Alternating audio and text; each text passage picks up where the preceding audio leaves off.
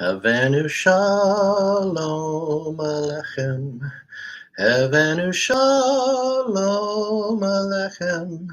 Havenu shalom alechem.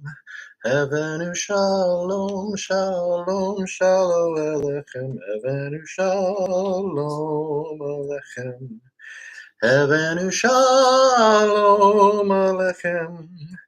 Havenu shalom alechem.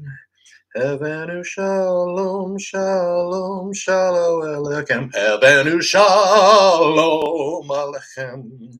Havenu shalom alechem. Havenu shalom alechem. Havenu shalom, shalom, shalom alechem. Oh, peace be unto you. For the sake of heaven, wonderful, wonderful, wonderful to be here with you. Welcome to Hebrew Perspectives. I am so glad that you are here. Hag Sameach Pesach. Happy Passover. You know, when I was thinking about it earlier, we have such a diverse audience that comes to Hebrew Perspectives. We have folks from that watch from Africa. Not everybody's able to watch live. A lot of these they're replayed, but from the Philippines, from India, from Pakistan, from South America, from all over the world, and and other foreign countries like Alabama. But we just it's just amazing the diverse audience that we have, and I'm so glad that so many of you choose to come and learn and and partake in what we do here. And so what we do is and today's a special day because we're going to talk about Pesach or Passover, and we are going to there's so much. Okay, I'm excited to share all of I can with you, and hopefully we get to it all. And I know you're like, get on with it, sir. And so, and of course, throughout the process, we will cover some Torah basics. You should have seen that there are special readings. When you went to Hebrew Perspectives for the Facebook page, you'll notice that there were special readings for Pesach, for Passover, to follow along and read. So we will be in Exodus chapter 12, and we'll be reading verses 21 through 51 of chapter 12. And again, we'll fill in some Torah basics. Torah means instruction, so that you have the instructions that you need to remember to share the love. Okay, share what we're doing here, and let's continue on. All right, well, so let's start with the blessing. I love Torah study. I've been doing this for years and years and years, and it's just and it just gets more and more exciting every year, especially around these holidays. So, blessed are you, Lord our God, King of the universe, who has sanctified us with his commandments and commanded us to engross ourselves in the words of Torah. Please, Lord our God, sweeten the words of Torah in our mouth and in the mouth of your people, the family of Israel. May we and our offspring and the offspring of your people, the house of Israel, all of us know your name and study your Torah for its own sake. Blessed are you, Lord, who teaches Torah to his people Israel. Blessed are you, Lord our God, King of the universe, who selected us from all the peoples and gave us his Torah. Blessed are you, Lord, giver of the Torah. Remember, you've heard it said here before, God is love, and he gave himself. As a matter of fact, Passover is all about God's lamb, the Lamb of God. And my great friend, Kelsey Griffin, who taught many years at Texas Bible College and the Apostolic Bible Institute, and in different places, and very well versed and very well known, and I have great conversations with him over the years. He said, this is God's lamb. He says, in other religions, man provides his sacrifice for his God, little g. We believe in God, the big G, who provides the sacrifice for man. Yes. That's so he gave himself for us. That's love, giving is love. Love is giving. And there you have it. Now, see, uh, I'm excited and I'm going real fast here, and yet my wife taught me last night is if you in through your nose, slowly through your mouth 3 times, you can lower your blood pressure. You have to remember that throughout the week, throughout the day. Wonderful. All right. So last night, people all over the world partook in a Seder. Yes. What is a Seder? A Seder Mhm. is the Hebrew word for order. So there you have another Torah basic. And that means that there is an order to what we do. Yes. You'll notice that when we're emulating what the Messiah did when he sat down with his disciples and he said, "Take, eat, this is my body, drink, this is my blood." To understand these things more is where we get into the very Jewish aspect of all of it to help us to understand. And so when we partake in a Seder, the order that we follow, following Exodus chapter 12, everything that they happened through leading up to the deliverance, being ushered, basically thrown out of Egypt because are no longer wanted there because of the death of the firstborn, and we'll get more into this. But the Seder, the order that we follow, there is so much illusion. There's so much information within it, and like I said last night, a Seder can take. Depending on how deep you go into it, it can take 2, 3, 4 hours Right. because as you're going through each step, you're bringing out insights as to how the Messiah fits in, how we fit in, um, uh, you know, Right. all kinds of things happening and going on. And so it can take a very long time. And so that's why I say this is a very exciting time. And excuse me, let's understand one thing for sure is that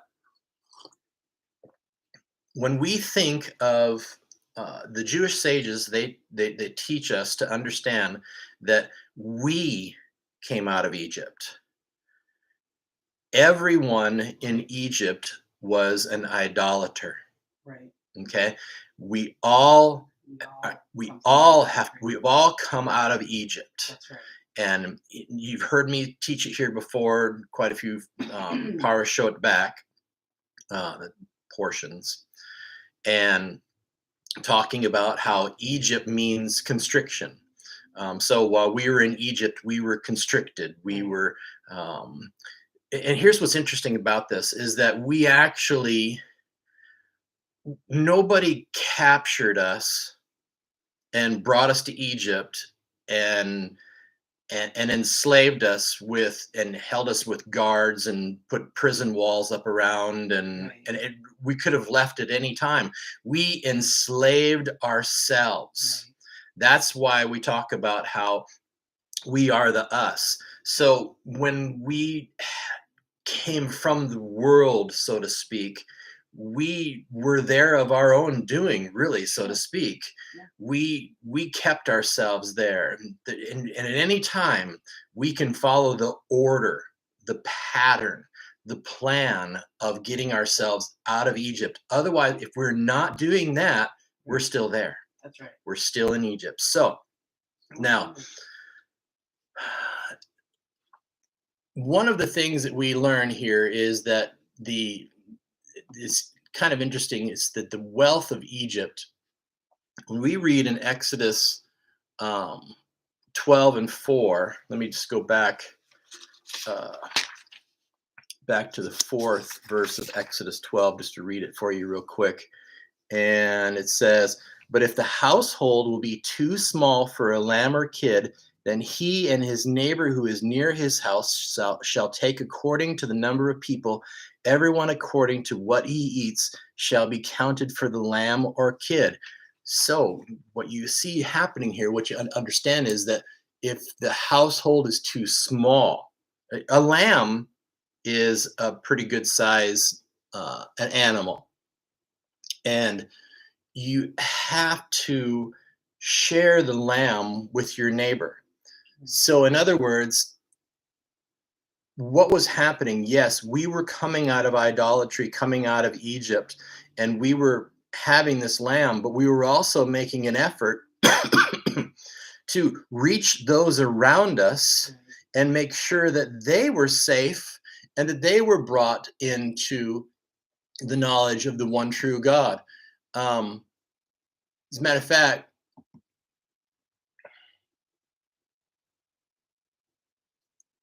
let me see. I'm just looking through my notes here. Like I said, I've got a lot going on here.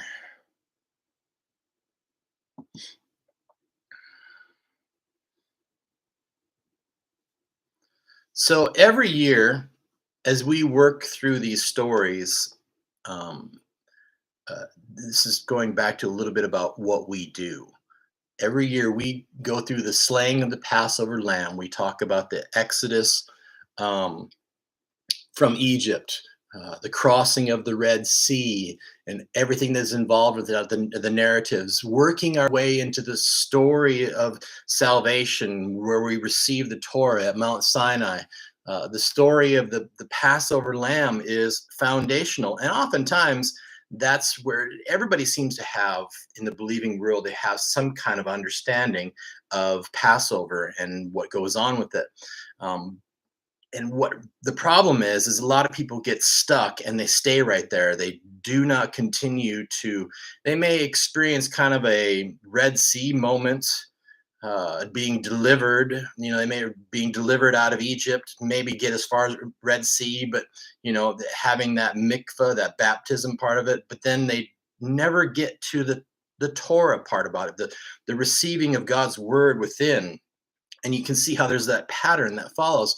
And so a lot of times people end up getting stuck at those certain spots. And in most of the believing world today, that is what has happened. They're stuck in some kind of easy believism that's all I have to do is just believe, and I'm okay. And then there's nothing else that I have to do.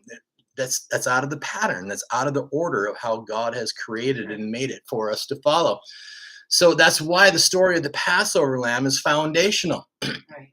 So just as the Passover lamb was needed, it needed to be flawless. It needed to be unblemished. Right. We also need a sinless sacrifice as to take us for our substitutes. And when we talked about this in the beginning, God Himself became our substitute when He manifested Himself and took upon our sin for us. So just as the blood markings on the doorposts on the house uh, were there for protection, we need to take shelter in the blood of the Messiah.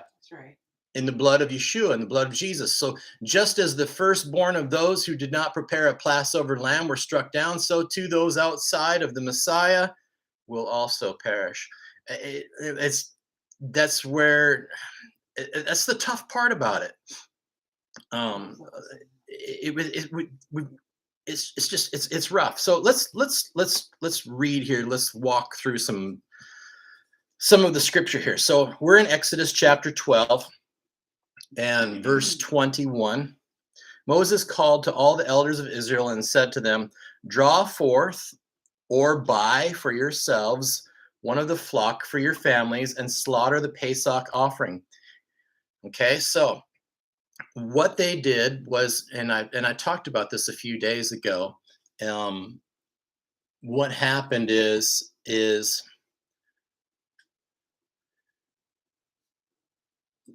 let's go here.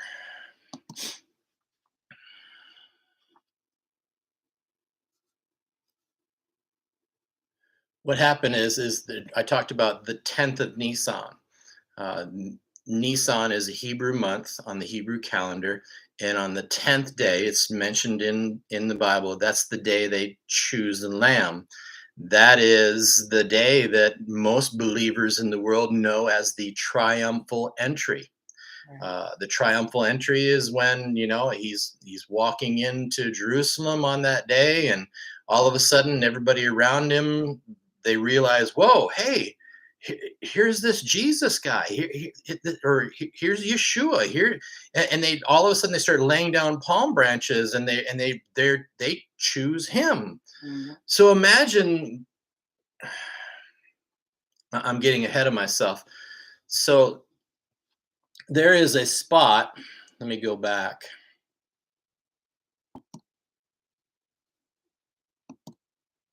Okay, bear with me a second here.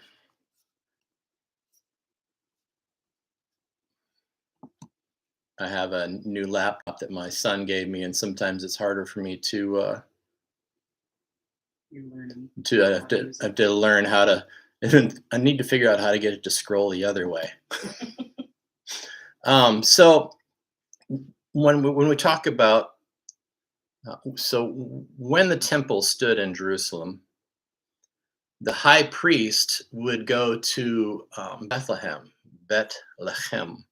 or the house of bread, and he would go to a sheep pen. This is where they kept all of the sheep, all the lambs, for service in the temple, and those were made for all of for all the sacrifices that were done. That's where they were. So Bethlehem wasn't too far away. So the high priest he would go into this lamb pen, and and this is on the 10th of Nisan, of course. He would go and he would examine these lambs, and he's picking one for the nation of Israel. Remember, there's one lamb for the nation of Israel, and you have to have a lamb for your household. Um, and so the high priest, he would examine all these lambs, and then he would pick a special one from out of all of the others, and be used for sacrifice on the 14th of Nisan, so 4 days later. Now, then the high priest, when he would see the lamb that he was going to pick, he would say, Hene Hase, or behold the lamb. Behold the lamb. That sounds familiar, doesn't it? Behold the lamb which taketh away the sin of the world. Doesn't John's cousin, or Jesus' cousin John, say that? Right. So you've got that's pretty exciting. So now imagine what might have been going through the mind of the high priest when he returns to Jerusalem, and palm branches laying all over the place, and the whole crowd there's maybe a couple of people still hanging around going, you you, you want to buy a palm branch, and so, but so there was no throng waiting for the high priest. Right. Why? Because they chose their lamb. That's right. They chose the Messiah. So when we read in Mark 11 about what is called the triumphal entry, they chose Jesus. They chose Yeshua. They chose the Messiah. They chose our master. Isn't that wonderful? All right. Yes, it is. So, Exodus 12, verse 22. You shall take a bundle of hyssop and dip it into the blood that is in the basin. So, last night in our Seder, we took a piece of parsley, and I think last week I was telling you about how hyssop is a plant that grows real close to the ground. It's a very humble plant. So parsley is kind of similar, and in other words, it's just this little tiny plant. And what we do with that is we take that piece of parsley and we dip it into some salt water.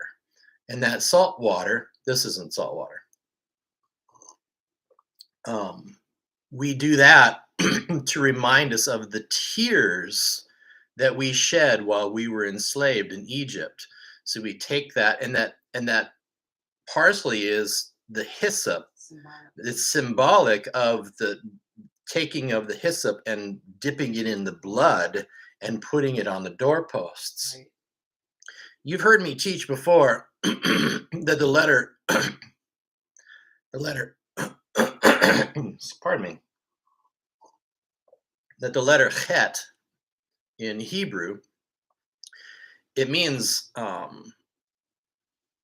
it means life, and it also means sin. So you go one way or the other. It's also in the shape of a door. So the hyssop, it's kind of fitting that God chose that to being dipping it and putting it on a doorpost. So you one side or the other, you're on the outside, you're not safe. On the inside, you're safe, covered by the blood. That's where the whole phraseology of being covered by the blood comes from. We seem to think that that's some new thing that came out in the New Testament. It's really not. You look through rabbinical writings, you'll find some amazing things about stuff like this. And one thing that you'll find is that they are when we do this, when we dip that into the salt water and we remember the tears, we remember that we are the brothers that took Joseph, threw him in the pit, and then we took his vesture and dipped it in goat's blood and showed it to our father. Oh, you see the symbolism happening here? You see what's going on? So we have the Jewish people have been doing this for years, remembering that we did this to our brother. We did this to our brother. And that's part of the tears. That's why we are in Egypt. Remorse.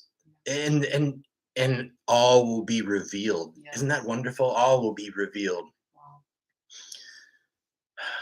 We've only touched a couple of verses, okay? And I only read part of the second verse, the 22nd verse. We haven't even gotten through it all. So the blood that is in the basin and touched the lintel and the two doorposts with some of the blood that is in the basin. And as for you, no man shall leave the entrance of his house until morning. The Lord will pass through to smite Egypt. So this is where we get the whole Passover. Pesach means to pass over. And through Egypt, and he will see the blood that is on the lintel and the two doorposts, and the Lord will pass over the entrance, and he will not permit the destroyer to enter your houses to smite. You shall observe this matter as a decree for yourself and for your children forever. And as I said, there were many strangers that were brought in. As a matter of fact,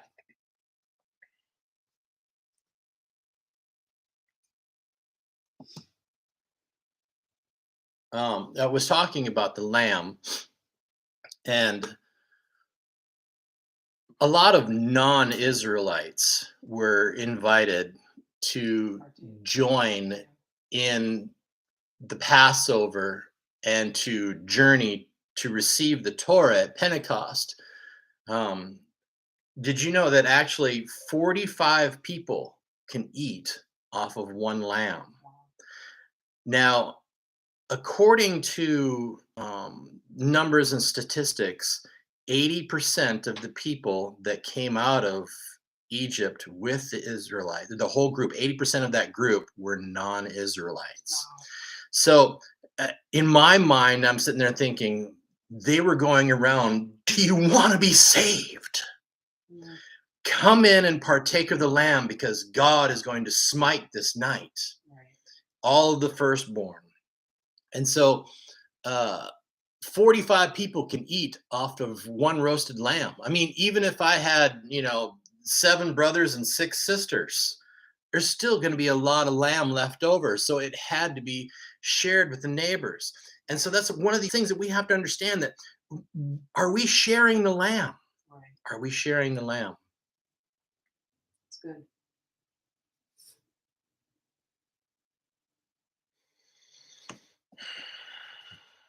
Verse number 25. It shall be that when you come to the land that the Lord will give you, as he has spoken, you shall observe this service. Okay, so there's something that you need to understand about this part here, is that they partook of this Passover, but they did not partake of it while they were in the desert. Let me see here. Okay, so that's notes for the seventh day of Pesach. We'll get to that in the future. So what we have here is it right here? Ah, okay. So when they actually do later on get to where they cross over the Jordan, they get into the promised land, they um, this was the last time that they actually did the Passover lamb. It was when they entered into Israel 40 years later with Joshua that they brought this about again. And this is based on the rule that if any male in the household is not circumcised, the entire uh, family cannot eat the Passover offering. So you had to be circumcised in order to partake of the Passover. So what's happening here is that, and you look into rabbinical writings and you'll find that the reason why they did not circumcise while they're in the desert, only the Levites did. The rest of the nation did not because of sanitary health safety, so to speak, because they were in a desert. Right. It, Didn't have the right environment. so during the 40 years, the Jewish people, they were constantly moving around, We were. and we were moving around. Think about that. This is why we're supposed to think that this is us. We're constantly moving around trying to find the will of God. That's right. When it's right here. That's right. It's right here. We have our own wandering sometimes. Right. We created. We never remain in one place for very long. We are sojourners. That's right. And so this is why they feared for the health and the safety of circumcising newborns. So when we entered Israel, Joshua then, at that point, when you read in Joshua, he circumcised all the males.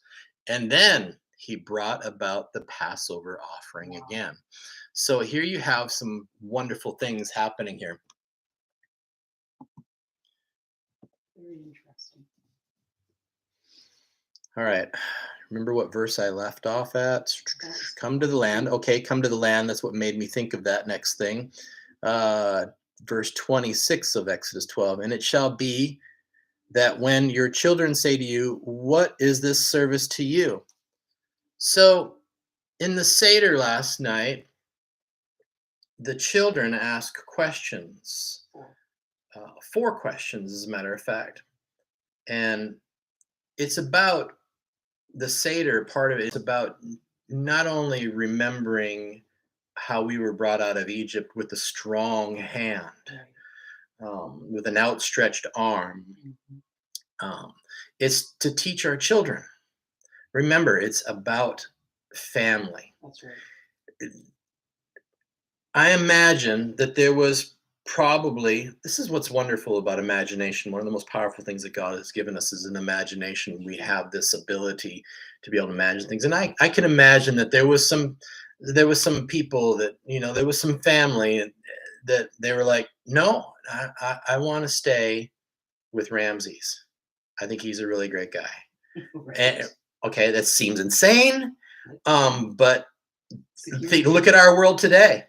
Okay, there's people following other people around. It's like, I'd really like to follow.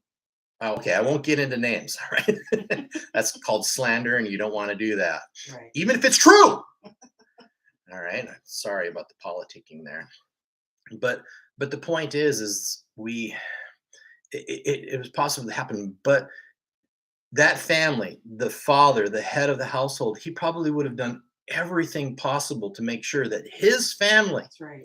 If he couldn't reach any neighbors, I can't Right. imagine not being able to, but if he couldn't reach any neighbors, at least he had his family. Yes. Take care of the family first. Yes, always. That is the most important thing. That's We your biggest cannot bond. forget about family. That's right. That's good. Now, in these verses that we've read, in verses 21 through, let me continue to read. You shall say it is so teaching the children, you're telling the children it's a Pesach feast offering to God. to the Lord, who passed over the houses of the children of Israel in Egypt, and he smote the Egyptians, but he saved our households. And the people bowed their heads and prostrated themselves. The children of Israel went and did as the Lord commanded, and Moses and Aaron, so they did do. So, these verses that I just read to you, the first 21, or verse 21 through 28, um, there is Moses, he conveys this commandment of how to do the Pesach, the Passover offering, but you notice there's not a lot of details Right. on how it's to be done.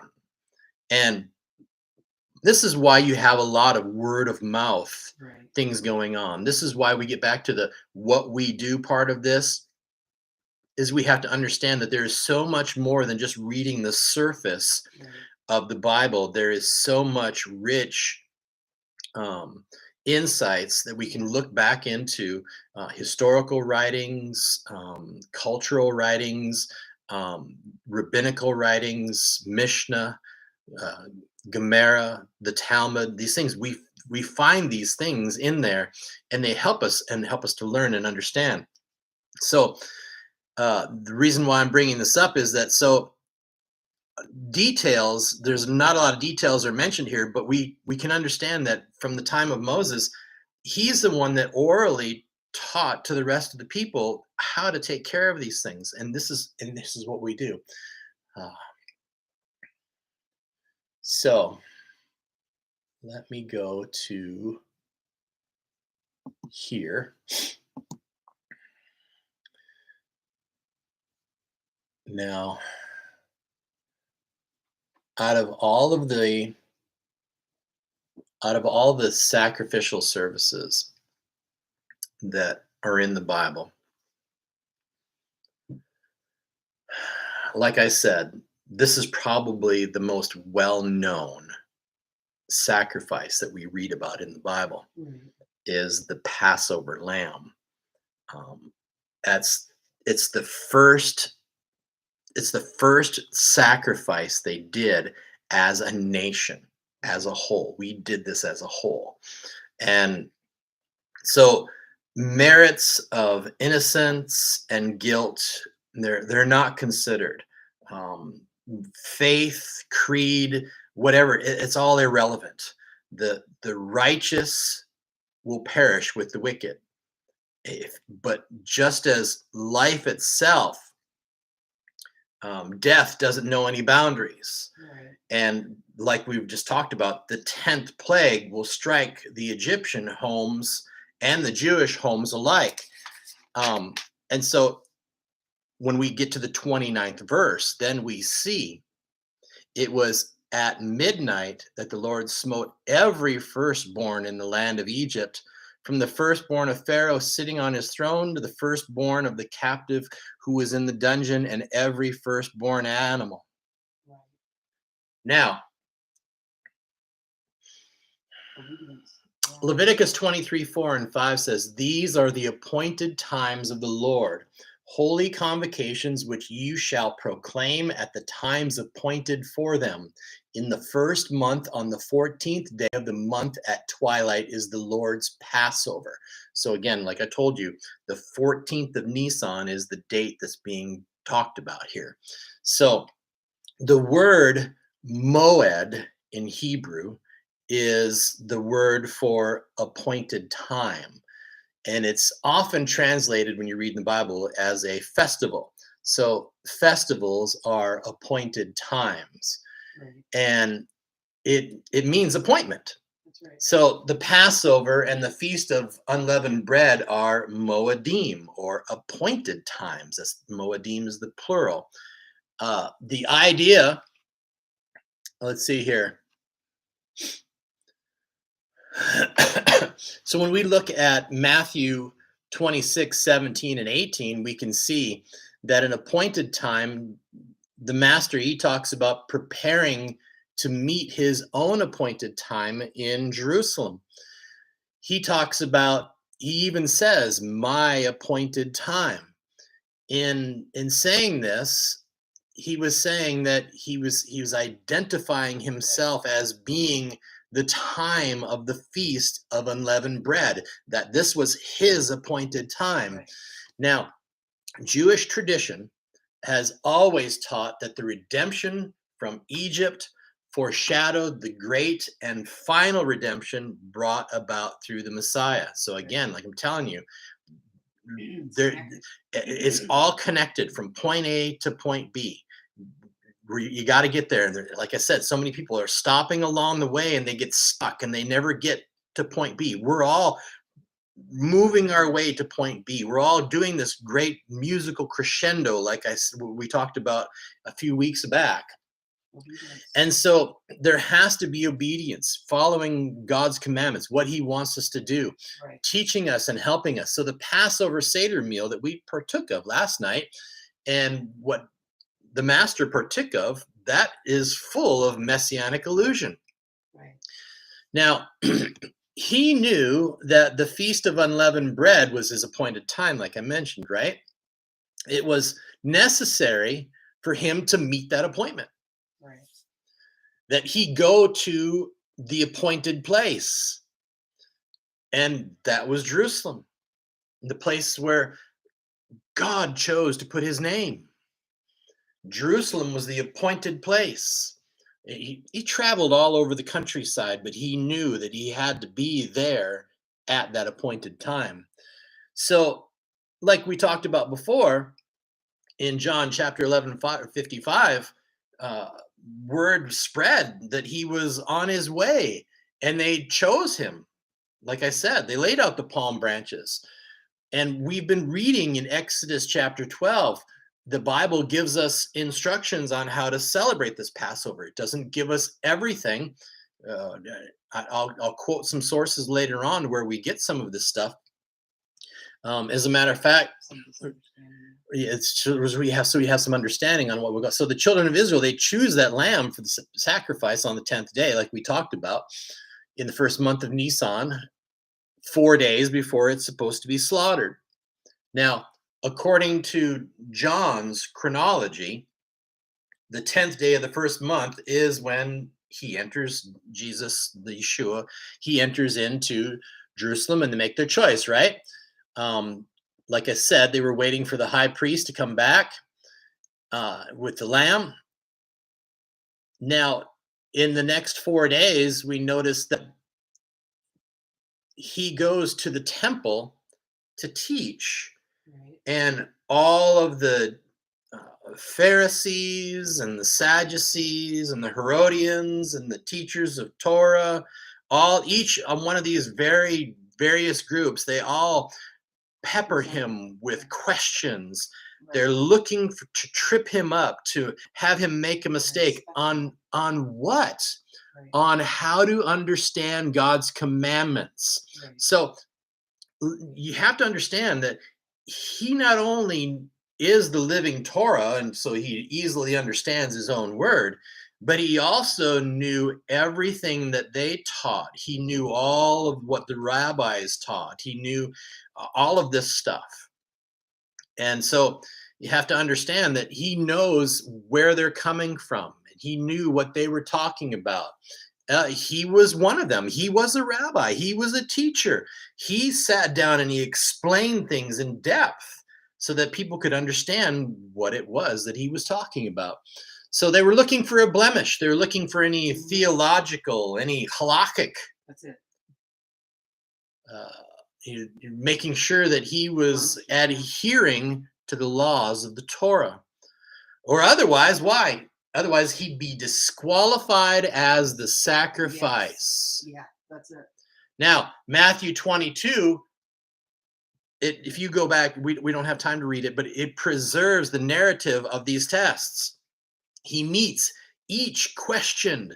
He does it perfectly, and nobody can find fault with him. Right. He is without blemish. So, continuing to follow John's chronology, we know that the biblical day ends at sunset, or begins at sunset, I'm sorry. So if we follow his chronology, we see that the Messiah and his disciples, they settled into the upper room for the Seder, like we enjoyed last night. They were at Jerusalem, and At sunset, they marked the beginning of the 14th day of the first month. In Exodus 12, the Israelites were commanded to kill the Passover on the 14th day of the first month. So that meant that the following afternoon, the Passover lambs were to be slaughtered in the temple. So the Messiah, he celebrated his Seder a day early because he knew he was not going to be able to partake. Right. There, and this is another one of these things where you have to understand that according to Jewish law, halakhic law, halakha is Jewish law, and these are basically explanations on how to do things. So provision is made for somebody to be able to celebrate a appointed time on a different day, or parts of what they're supposed to do. Right. And I can't go into a whole lot of details, but it was allowed for him to do what he did because he wasn't going to be able to take. So he hosts. He's the host. He does this Seder. He does it a day early, and he does it with his disciples. And this is because this is going to be his last Seder with them. He says he takes the cup of wine, and he says, I won't. I'm not going to be drinking anymore. And it's kind of like Elijah's fifth cup.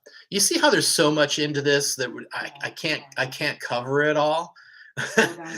I'm that's why every year we go through this. Every year we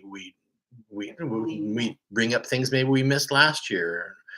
Each Torah study that we do every time we maybe bring up an insight we didn't see or hear last time, or we discover God reveals another insight to us. This is what's amazing about getting together in Torah study. This is what we do. That's right. Now, so by the time the Seder actually comes around, this next time around, actually, according to the chronology, by the time the people actually partake in the Seder on the actual day, the Messiah will already be buried.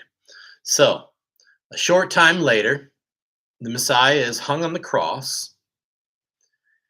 It's the third hour. The third hour is 9 a.m. by our reckoning, and when he is crucified. This is in Mark 15 and 25. On that day, the temple was crowded with people. They were all bringing their lambs. Remember I said there was one for the nation and then one for your family.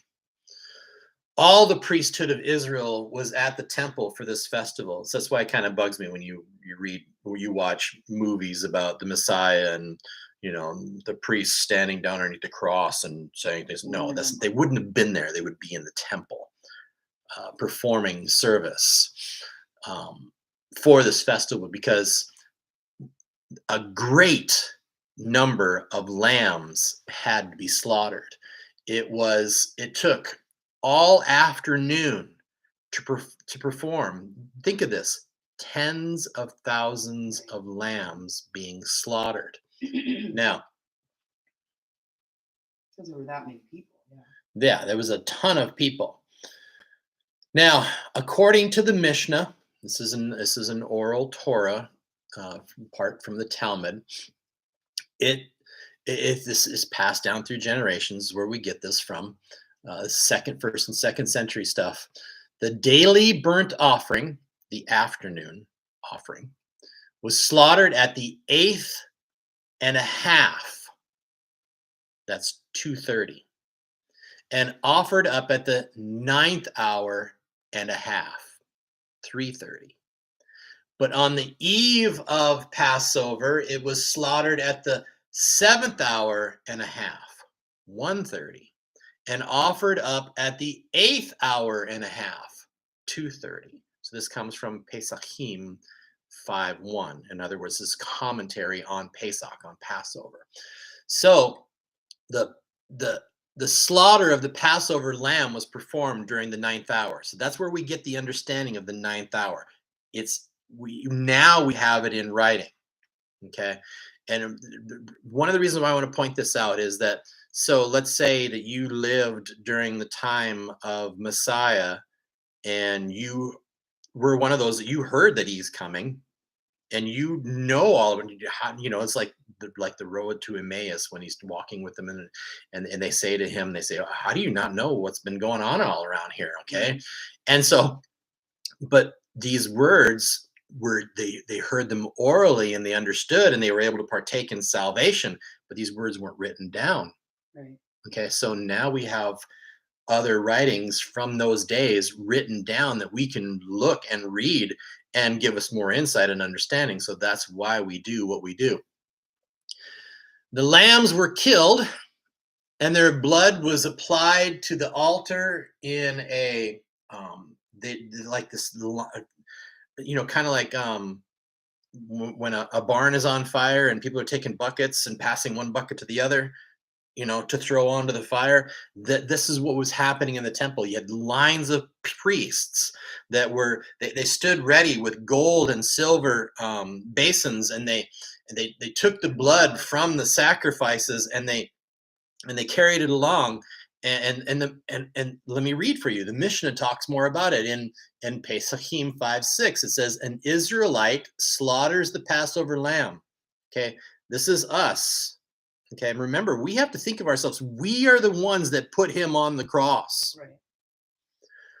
An Israelite slaughters the Passover lamb, and a priest received the blood, hands it to his fellow, and his fellow to his fellow, each one receiving a full basin and handing back an empty one.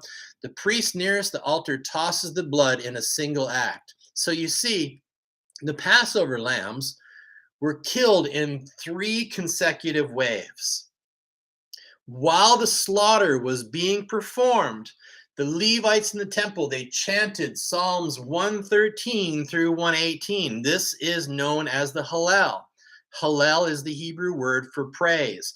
So they're singing praises, and by the time they would have done 3 waves of slaughtering tens of thousands of lambs, this line of blood being jerked onto the altar, singing Psalms 113 through 118. They would have done this 3 times. And when the 9th hour arrived, a long shofar blast was signaled that the Levites were chanting, and the gates of the were opened up, and the Israelites would just come flying in, and they have their lamb, they're ready, they want to get near to God, they want to do what this. And so within minutes you'd have what would be this clean area was now full of blood, and the altar was stained red, and then the gutters flowed with blood and with water. And there's more teaching about this in the temple, and water and blood and gushing out of the side. It's just that's for another time. But so it seemed like the base of the altar seemed to bleed and even gush forth, right? So then the dead lambs were hung on hooks, Right. forearms spread in a crucifixion type pose, and they were skinned and readied for roasting. And the Levites continued to chant the Hallel. They continued to praise God with Psalms 113 through 118. And the sounds of their voices would all of a sudden you'd hear the rest of the people would be joining in, and they would be singing the same song. The whole nation would be singing the same song. They would fill the entire city of Jerusalem. And it would be heard all the way outside of the walls. Yes. And just a short distance away, our Messiah, he was hanging on this cross for 6 hours as they chanted, "The cords of death entangled me. Precious in the sight of the Lord is the death for his righteous ones. Open for me the gates of righteousness. The stone the builders rejected has become the capstone." He died, and it was the 9th hour, the very hour which all of the Passover lambs were being slain in the temple. He was the lamb, and he died for us. This story of the Exodus, and and the Passover lamb of Egypt, it's just, Symbolic. it's so powerful. Yes. And there's so much to it. I know I've gone a little bit over time, but it's worth it. Yeah. Paul tells us that the Messiah, our Pesach, has Right. been sacrificed. That's right. It is by his blood applied to the doorposts of our lives That's right. that we are spared the fate of the Egyptian firstborn.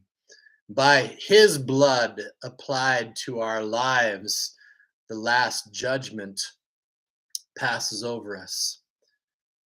Um, just as a side note, some of the stuff that I quoted to you today comes from Chaim Maccoby, and it's from early rabbinic writings, and he wrote for the Cambridge University Press in Great Britain. And I powerful. What more can I say? Maybe I can say the Lord bless you and keep you. The Lord make his face shine upon you and be gracious to you. The Lord lift you up.